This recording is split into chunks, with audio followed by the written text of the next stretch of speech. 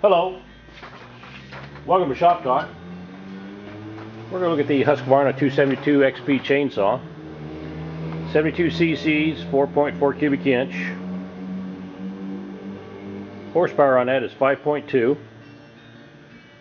Weight on the power head only is 13.7 pounds. Very popular saw for the Northwest. Capable of running a 36 inch. This one features a 24-inch bar and chain, 3/8. That's a new 3/8 chain and new 3/8 sprocket nose Husqvarna bar. And we'll get up close and take a look at some of the features this saw has.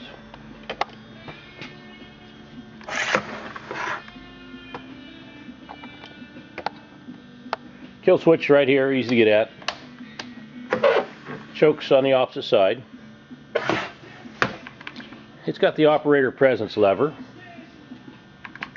Can't trigger the saw up unless you have your hand in place holding down this operator presence lever.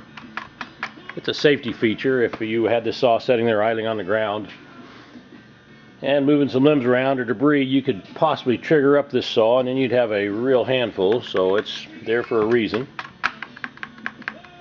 It's got the large hand guard and foot plate here, we call it, where you helps protect your hand in case of a chain throwing incident. You can see where it kind of protects your hand there. It's a foot pad also for starting this saw. Put your foot in here and get a good hold of the handlebar and start it on the ground. It's a lot safer.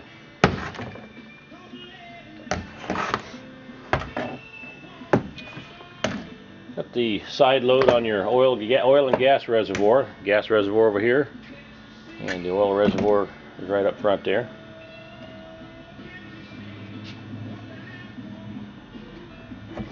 Got the large quiet tone muffler. Working handbrake. Double falling spikes. Blue button there is a decompression valve.